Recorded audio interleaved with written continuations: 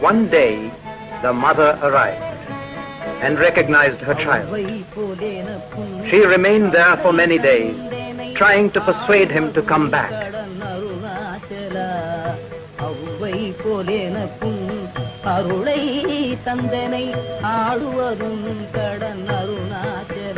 But she had to go back alone.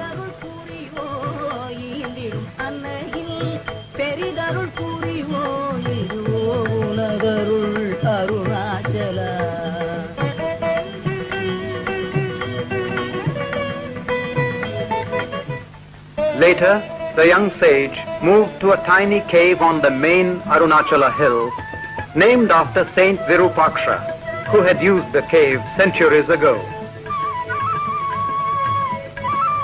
This cave became his residence for several years. His extreme austerity began to attract a considerable following. He knew the hills intimately and spent time in different caves and other parts of the hill.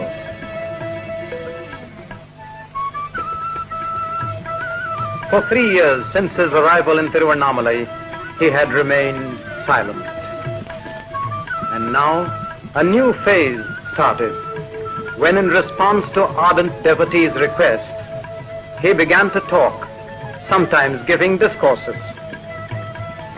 Some of the devotees preserved these manuscripts, which were later published in various languages.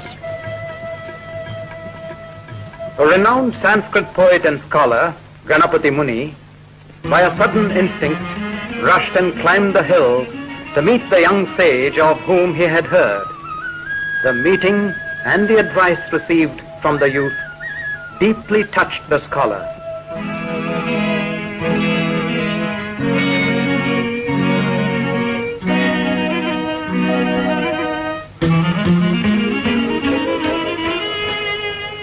It was Ganapati Muni who declared that henceforth the young sage would be known as Bhagavan Sri Ramaṇa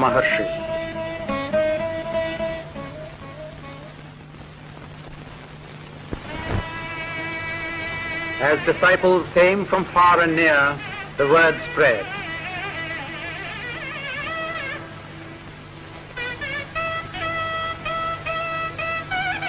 The Maharshi's extraordinary intellectual and spiritual accomplishments were revealed to the world through books in many languages. The Maharshi's mother, Alagammal, left her home and surroundings and came to stay with her ascetic son.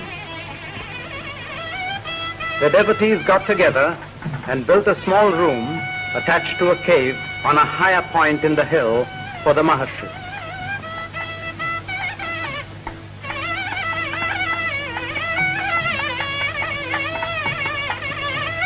From 1916, for about 7 years, Skandashramam became the Maharshi's abode.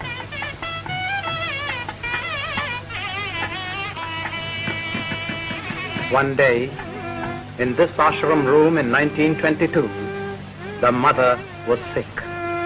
The Maharshi sat by her side the whole day long till the end came.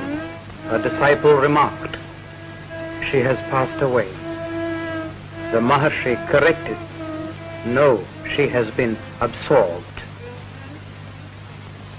A modest thatched roof samadhi was built for the mother on the foot of the hill, which later developed as a temple and as the nucleus of the Ramanashramam.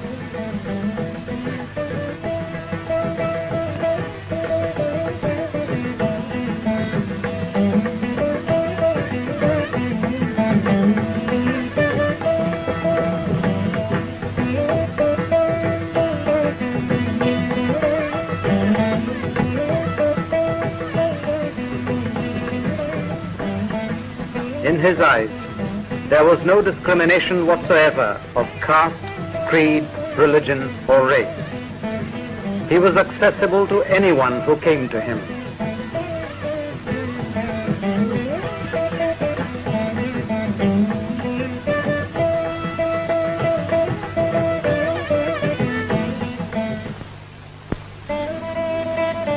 Bhagavan Sri Ramana Maharshi's message and teaching is simple and direct.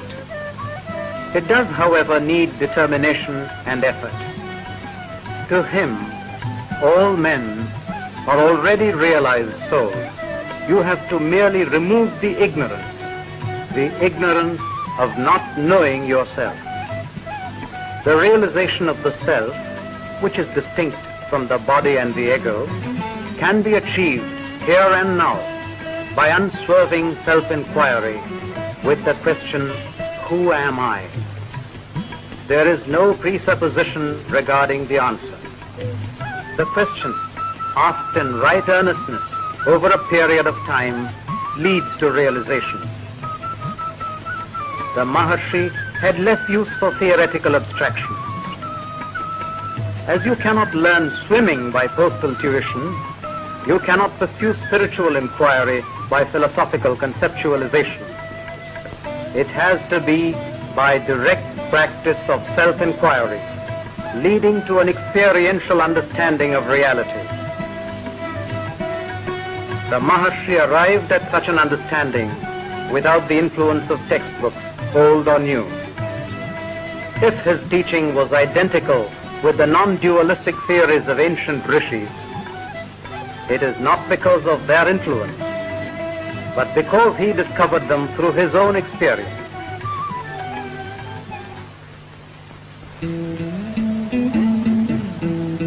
Indeed, Bhagavan's grace extended beyond the human family. His identification and rapport was with all living things. Peacocks, cows, monkeys, dogs, and even snakes on the hillock treated him as a natural master, coming to him to play and receive eatables from him.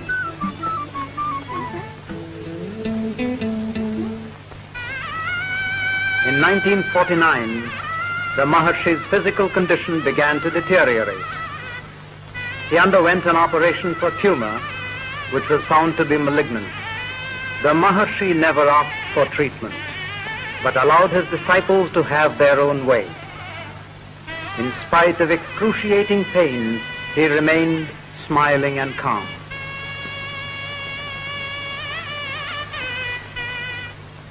On 14th April 1950, he attained Mahasamadhi.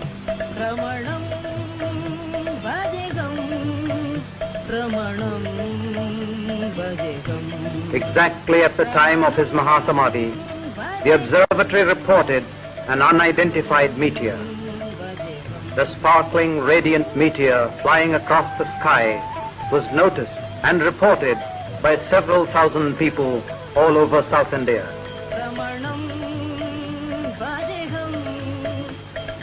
He had laughed and said, "But if you cease to identify yourself with the body and realize the true self, this confusion will vanish. You are eternal, and others also will be found to be eternal. Until this is realized, there will always be grief due to false values." Yet people cried, Ramanam Bhadeham, Ramanam Bhadeham, Ramanam Bhadeham. to his devotees, he is still very much there in the ashram. His presence is deeply felt.